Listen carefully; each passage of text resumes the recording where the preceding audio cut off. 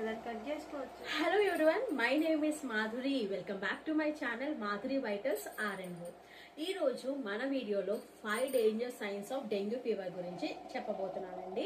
ఎవరైనా సరే మన ఛానల్ ని కొత్తగా చూస్తున్నట్లయితే గనక మీకు యూస్ఫుల్ కంటెంట్ ఇస్తున్నాను కదా, లైక్ చేసి షేర్ చేసి సబ్స్క్రైబ్ చేసుకోండి.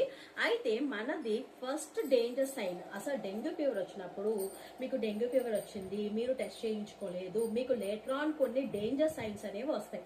ఆ డేంజర్ సైన్స్ అనేవి మీకు కనిపించినప్పుడు ఇమీడియట్ గా మీరు నెగ్లెక్ట్ చేయకుండా హాస్పిటల్ కి వెళ్ళిపోవాలి. అసలు ఆ డేంజర్ సైన్స్ ఏంటనుకుంటున్నారు? First of all first abdominal pain. First symptom వచ్చేసి అబ్డామినల్ పెయిన్ అండి. అబ్డామినల్ పెయిన్ ఎప్పుడైతే కనుక ప్లాస్మా అనేది లీక్ అవుతూ ఉంటుందో ఆ ఫ్లూయిడ్ అనేది మన పొట్టలో ఎక్యుములేట్ అవుతుంది. అలా ఎక్యుములేట్ అవ్వడం వలన అబ్డామినల్ పెయిన్ అనేది సివియర్ గా వస్తుంది అన్నమాట. కాబట్టి ఇమీడియట్ గా ఎప్పుడైనా సరే మీకు అలా అనిపించింది, మీకు ఫీవర్ వచ్చి అబ్డామినల్ పెయిన్ వస్తే కనుక ఇమీడియట్ గా మీరు హాస్పిటల్కి వెళ్ళిపోవాలి. ఇంకా నెక్స్ట్ దాని తర్వాత సైన్ వచ్చేసేసి వామిటింగ్స్ అవుతాయి. రోజుకి 3 వామిటింగ్స్ అవుతాయండి.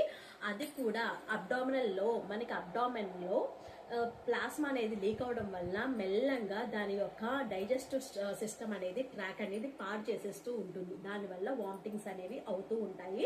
ఇంకా థర్డ్ సిమ్టమ్, మెయిన్ సిమ్టమ్ వచ్చేసి ప్లాస్మా ఎప్పుడైతే లీక్ అవుతుందో ఆటోమేటిక్ గా బ్లడ్ కూడా లీక్ అవుతూ ఉంటుంది. దానివల్ల బ్లీడింగ్ అవుతుంది. నోస్ బ్లీడింగ్, టూత్ బ్లీడింగ్, అలాగే మెన్స్ట్రువల్ బ్లీడింగ్ ఎక్కువగా అయిపోతుంది. అలాగే బ్రెయిన్ లో కూడా బ్లీడింగ్ అవుతుందండి. ఇలా బ్లీడింగ్ మీకు ఎక్కడ కనిపించినా సరే అది ప్లేట్లెట్ కౌంట్ తక్కువ అయిపోవడం వల్ల బ్లీడింగ్ అనేది మనం గ్రహించుకోవాలి. ఫస్ట్ అసలు మీకు ఫీవర్ రాగానే 3 డేస్ అయినా సరే తగ్గలేదు అంటే కనుక మీరు ప్లేట్లెట్ కౌంట్ ఎంత ఉందో అనేది చెక్ చేయించుకోవాలి. ప్లేట్లెట్ కౌంట్ ఒకవేళ తగ్గుతుంది, మీకు ఇలాంటి సిమ్టమ్స్ ఉన్నాయి అంటే కనుక ఇమీడియట్ గా మీరు నెగ్లెక్ట్ చేయొద్దండి. అండ్ ఫోర్త్ డేంజర్ సైన్ వచ్చేసి సివియర్ బ్రీతింగ్ డిఫికల్టీ.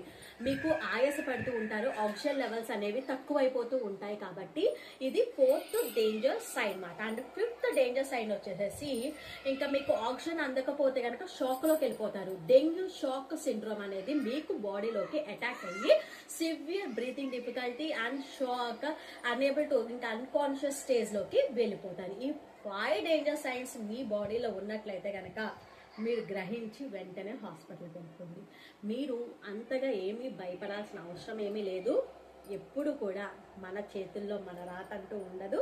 ఎప్పుడు ఏది అటాక్ అవుతుందో కూడా మనకు కూడా తెలియదు. కాబట్టి ముందుగానే మనం గ్రహించుకొని హాస్పిటల్కి వెళ్ళాలి. దేన్ని కూడా మనం నెగ్లెక్ట్ చేయకూడదు. ఈ వీడియో కనుక మీకు నచ్చితే కనుక లైక్ చేసి షేర్ చేసి సబ్స్క్రైబ్ చేసుకోండి. Madhuri vitals RNO.